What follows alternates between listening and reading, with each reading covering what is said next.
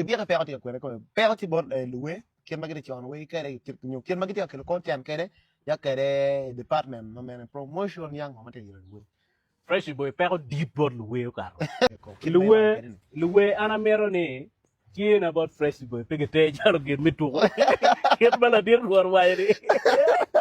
kina kai iyo pol kara uma jo ma wachi weakness we at least romo yo ne pe wuru bir wero be den jon ka wa mi tamba lo ma chala era nga nyir ko la vuolo mo ata ko ngo para aneno chalo pick the path ma be konyi leave the nonsense mo ne make why gin mo we wana we pe ko ti bor lu we I'm not saying their songs are bad we ga jon wen beju kay na we ga edi wizi ni kenyo maina a very big song a very good song ma ke bor kamu kan wen no kitia gina kitia play we mo kan ma down te water wen these are good song dok mo ugami we ni 15 nga gina we ba beju kira we now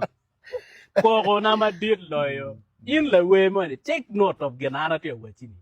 ana pe le poe be dok be chawa pe cha me poe en cha me te to lok ma be now me na wachel the way choy we gi releasing we ma be the studios ma be gi mastering ma be the problem will come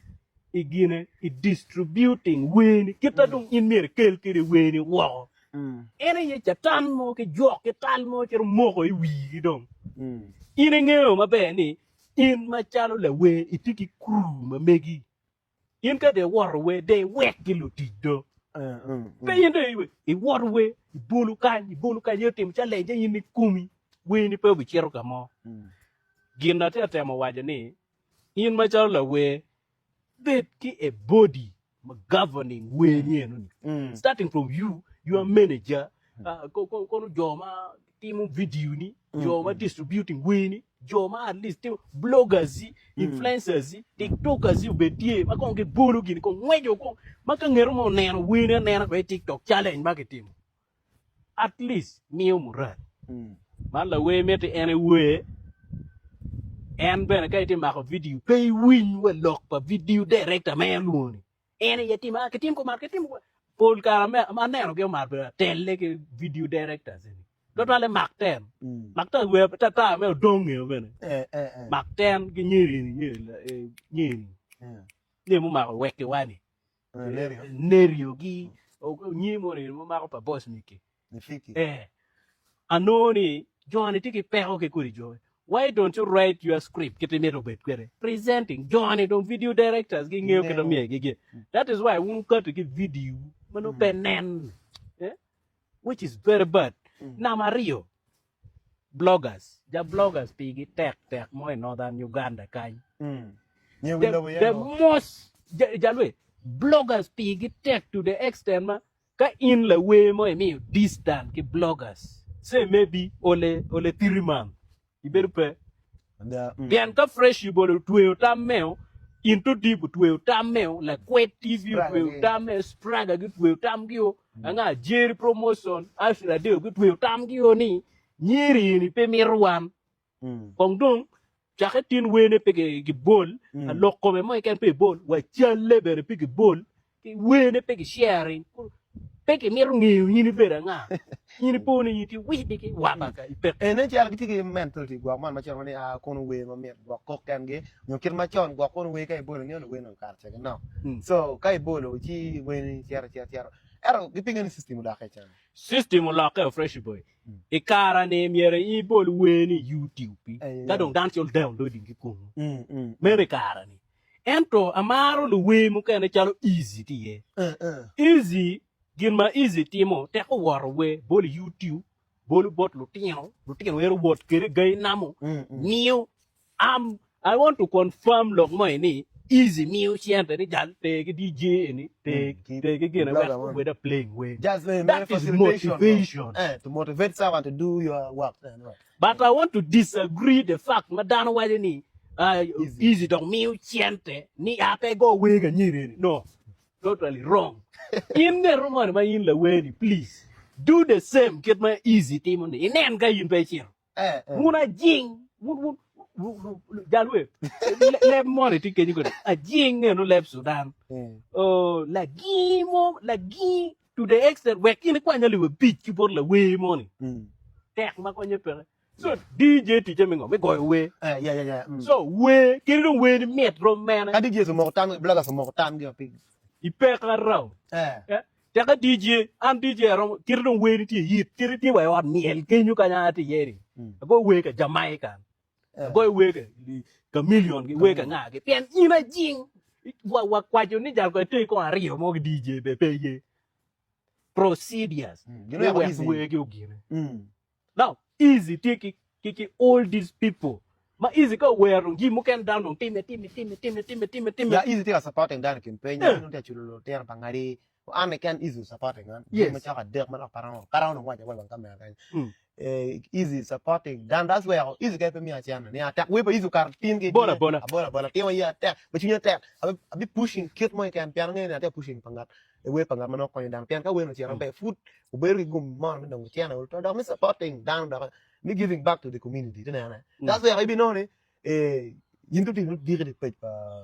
gimen easy dire de page pa ndit easy dire de page mega dire no ti ko page pa strike ko ngo we easy go dar we na ro ngor miel we ngene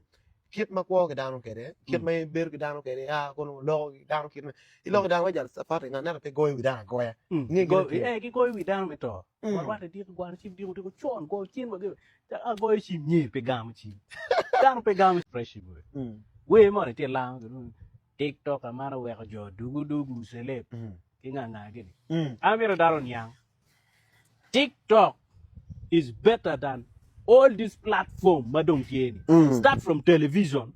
go to radio go to Facebook gi or WhatsApp gi ngongo TikTok is the best for promoting your song do america ko warning in the way mo ken ma cha wen no ti be TikTok jalo ni TikTok iti balo business balo brand no ya iti jam imao iti ngo imao some stupidly enough jomo ken the chiro to the extent me beri wan camera jal go now dano take a smartphone all over Uganda la we initi aratie me chimba to ne ni o mane na nga dogi kisdo ini ko nga ko muzu ko ngwaje ngo ko nga ka si puma bato waje ngo ko ngo now anatia ne ni every time la we is a big brand chok merkanda kana ke gindano jimi ni ma miere ti mo mi beri mu cha wen no TikTok anti lok ma chalo chairman TikTokers ma unity publicity re yin pe gwe ji ke mana lop ko ati min toke ja fa ge ti kunu suga boy ge nga gi ngeo wan ngo ge so ati lock in the capacity of one com but TikTokers ati wa ni TikTok kaputi u kere mabe o be balo brand wo kuji pian an paro ma chiro ka nenno so ni ma ati nen ni jui TikTok ni ti lok jui ni te mo we ni kono gin mabe mo romo timo mundu we mabe romo no chente ye TikTok go live at least once in a week fecha wen di ko chon anen wan kon tim nga gi ko tim ngo tim ngo you are losing a lot of business so work TikTok ko kidong pat ni TikTok ma mera log ye fresh boy a chiel tieni won go and appreciate your man in matimo challenge with TikTok atimo TikTok challenge puri chawa ni en ke bona eni ikira boss big wa atimo challenge pa Ediwizi just 30 minutes ago my new thing atimo challenge Ediwizi bino wa terra wa respect my brother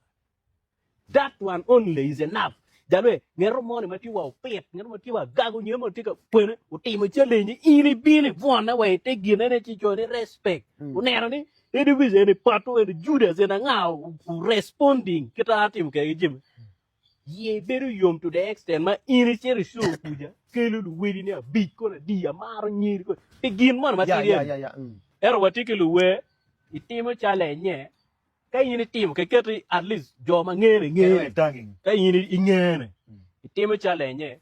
nero mero mor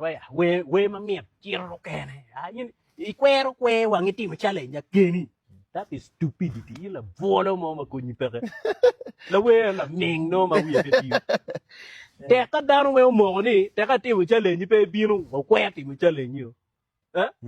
no pay around ki sort we 15 weki wa neno views keng bon town viewers they were neno 65k 65K 1 month ago just 1 month men weki wa kidong we mo kok this year amana mok jelo penyo men diel again chano pero ni ngo we ero ti date wa shawa ni furi kidong we mo kara mer wa kara we jalwe komberi cha mi apoya music you know pick apoya pido mi ban jalwe we ko da mi jala apoya me da tu mi no yelo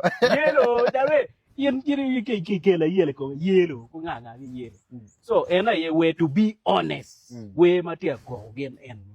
eto we mo ken ma ki goyo patia we pe ki releasing we ma pon we